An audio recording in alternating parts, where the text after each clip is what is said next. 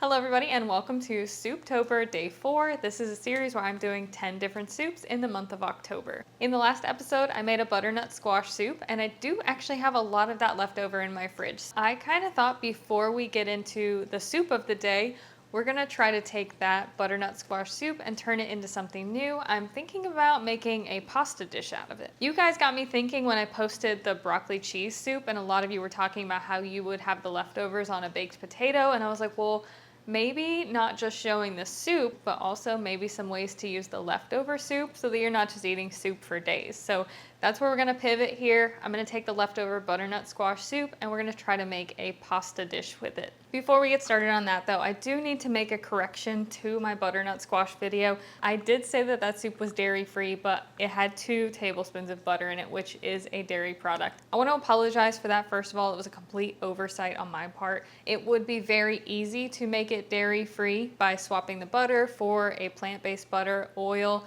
or have an even better suggestion. I think that soup would be fabulous and dairy-free completely if you swap the 2 tablespoons of butter with 2 tablespoons of bacon or sausage fat. Most people who have a dairy sensitivity probably would have already made that connection in their head, but for those who might be cooking for somebody with a dairy sensitivity, they might not always recognize that butter is dairy. I certainly completely missed that whenever I was making the soup the first time. But if you are making this for somebody with a dairy sensitivity, bacon fat, sausage fat, oil, or like a dairy-free margarine butter substitute would be a great swap. So I did go ahead and get some rotini pasta from out of my pantry. And as you can see, I have some bacon fat. I think I'm gonna be using that to make my pasta sauce. I have 2 containers of this butternut squash soup. I'm probably gonna end up freezing this one because this is a lot. And I will use this one today to make my pasta sauce. I really thought I had bacon in my fridge, but it appears I do not. I'm gonna throw some sausage in it, just some regular breakfast sausage. Sausage or bacon go really well with butternut squash. And then I'm also gonna be adding some Parmesan cheese. Oh wait, I have some spinach too. Oh, I could toss some of that in there. That'd probably be good. I got some spinach I need to use up. Okay. And then I might try to make it a bit of a more creamy sauce by adding some milk to it too. So that's kind of my thought process. Those are the ingredients, and we're gonna try to take the rest of this butternut squash soup and turn it into a delicious pasta sauce. So I think the first thing I'm gonna do is brown up some sausage. I take a roll of sausage and I kind of make little patties out of it for making breakfast sandwiches. So I'm gonna use one of these little sausage patties. It's not cooked, it's just raw sausage, and we're gonna plop that in there. I do this so that in the mornings, whenever I wanna make a breakfast sandwich, I can just take one of these little kind of pre-formed patties, plop it down on a skillet and cook it up and it's ready to go. And in case it comes up how I make these, I use a roll of breakfast sausage. This is a 1-pound roll and I will cut it into 6 slices.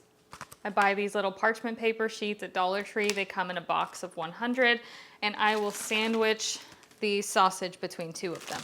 Then I have this little burger press thing, and I actually find that the entire press is kind of impractical. It's meant to make the patty, but I don't think it works that well, so I don't use this bottom piece, I just use the top piece. And I will press the sausage with this top piece in between these 2 pieces of parchment paper, and then I'll even kind of just shift it around just to get it nice and even and thin. So that makes the perfect kind of breakfast sandwich size sausage patties. But anyways, back to our pasta sauce here. Just gonna brown up this sausage. This is not a lot of sausage. I'm just making pasta for me today. But this sausage also doesn't have a lot of fat to it. So that's why I'm gonna add in some bacon fat to it as well.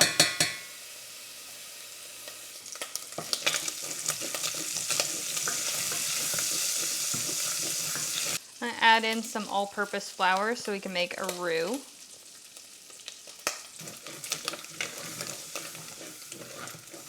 Trying to kind of scrape up some of those bits off the bottom here. I'm gonna start to add in some milk a little bit at a time to kind of make a cream sauce base to add our butternut squash to. Basically making sausage gravy. This is the same process. So where I'm going to change this up from a traditional sausage gravy is rather than seasoning it with just salt and pepper, I'm going to season it with a little bit of sage and some thyme. because those flavors will go really well with our butternut squash. But at this point is also when I'm going to add in the rest of my soup that has been in my fridge. And as you can see, it's quite thick after chilling in the fridge. So I'd say that was about 2 cups of leftover butternut squash soup.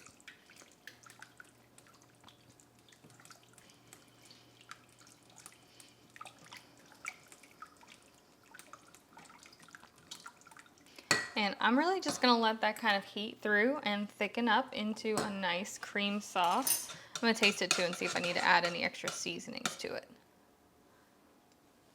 Wow, that is excellent. Okay, I'm really excited for this pasta dish now.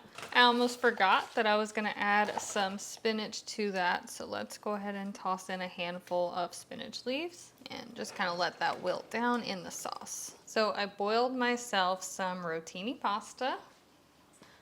And I'm going to top it with some of my butternut squash sauce. So again, this has sausage, spinach. It's like a cream sauce with milk. I added some sage and some thyme to it. And that will be our pasta sauce today. And I'm just going to finish it off with some shredded Parmesan cheese. And that's how I made a completely new meal out of some leftover soup. Oh, I'm so hungry though. I'm so excited to try this. I'm a cheese kind of girl, so I think I'm going to add a little extra Parmesan cheese to it. I do wish I had put a little more sausage in it, but I also wasn't expecting to make quite this much pasta sauce. I was trying to go for like a single serving, but I definitely made like 3 servings of the sauce. So we're going to consider that Souptober day 3.5. I think it's fun to try to include an alternate use for the soup beyond just the soup itself. So I'm going to try to kind of do that from here on out. It might not be possible with all of the soups, but I will try to do it with any that I can kind of see a potential second dish with. Let me know what you guys thought of my little butternut squash pasta dish that I just made, and let's go ahead and hop into officially Souptober day 4. So as you guys can tell, it is not the same day. On Thursday, I did have to take that day off because we had some errands and things that we had to do, and that was pretty much an all-day thing. Then I was going to film day 4 of Souptober yesterday, but some things happened and my energy just went out the window.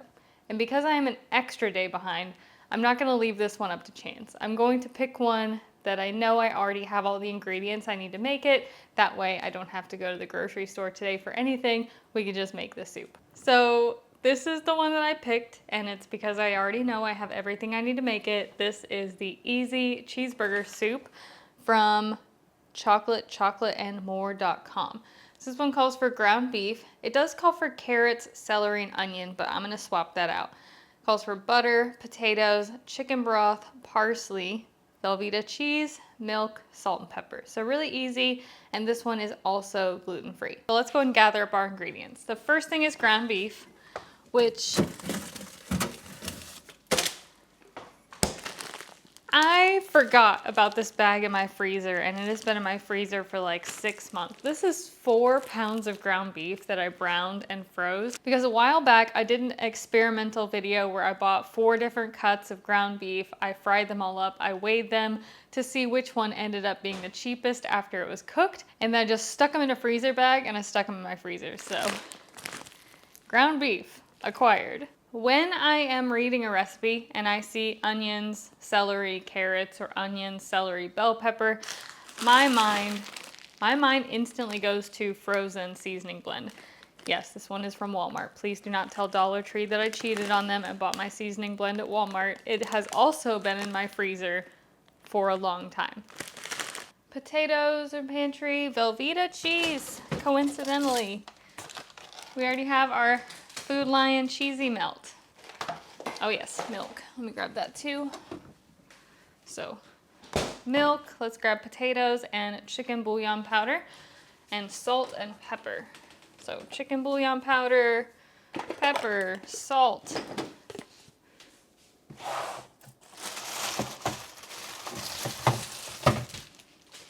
And our bag of taters. Ooh, wait. I just had a thought.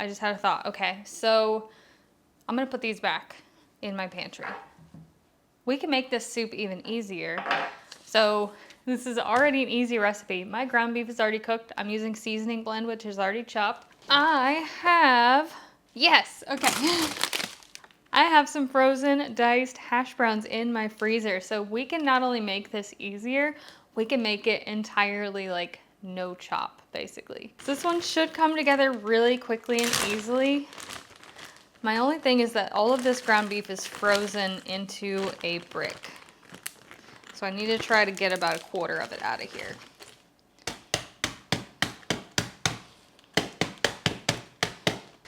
But luckily it seems to be kind of breaking apart pretty easily. All right, let's grab our pot and get that preheating over medium-high heat. And to this, I'm gonna add about 2 tablespoons of butter. To this, I'm gonna add my 10-ounce bag of frozen seasoning blend.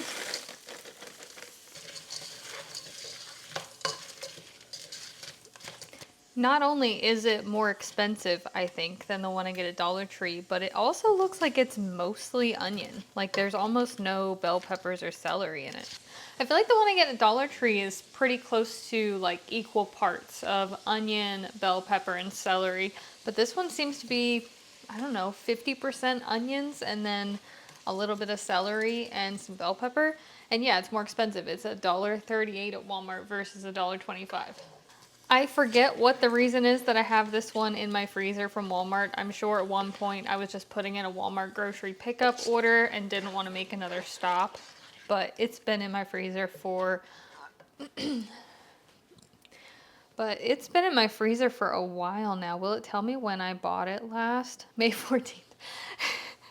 Okay, it says I bought it once in May, so it's been in my freezer since May. So as you can see, we're using frozen vegetables here, so they do release a lot of liquid. We're making a soup, so that's not a big deal, but I am gonna go ahead and evaporate that off anyways, just because I tend to prefer to be in control of how much moisture is in what I'm cooking. So when it comes to evaporating this off, heat and patience are your friends here. I've got my heat up on medium-high, and I'm just gonna let this go until it starts to sound dry. It's gonna sound like it's boiling, and then it's gonna sound like it's frying.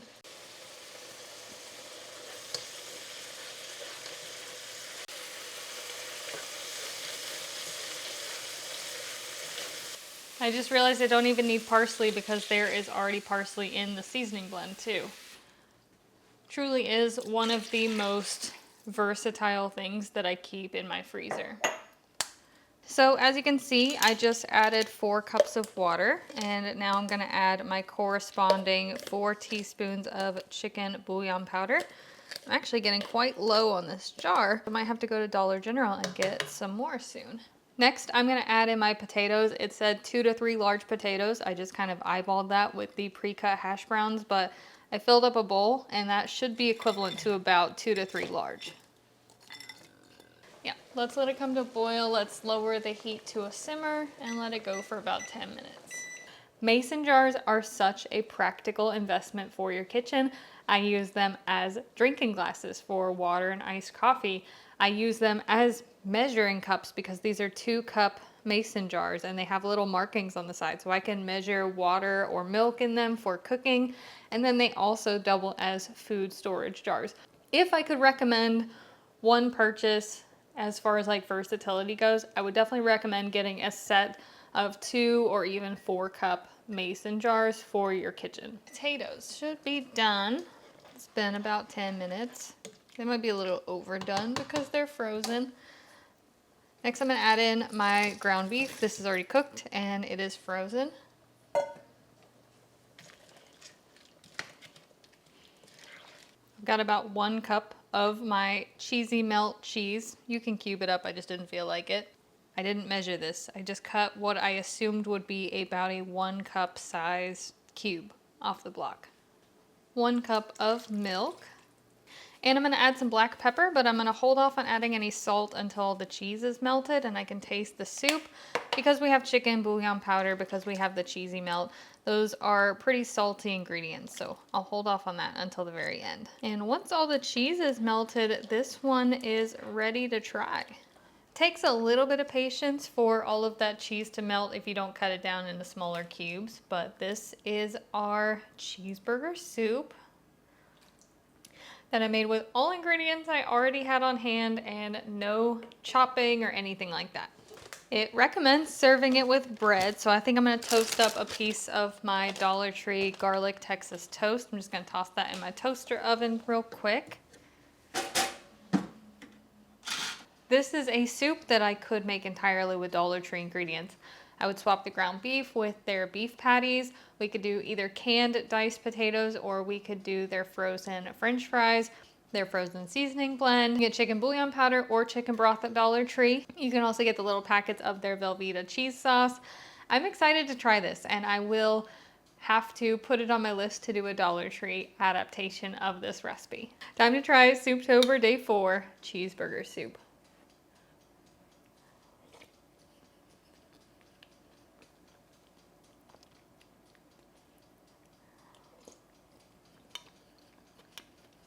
I like all of the flavors in it, and it almost reminds me of a soup version of Hamburger Helper. It's sort of cheeseburger-esque, but I'm gonna add a little bit of something just to try to give it like a little bit more of a cheeseburger flavor. I'm gonna add some ketchup to it, a little bit of mustard. Just a little bit, just a little bit. And I'm going to throw a few pickle slices in there. Now let's mix that all in. So we added some ketchup, some mustard, and some pickles to it. Well, let's see if that makes it a little more cheeseburgery.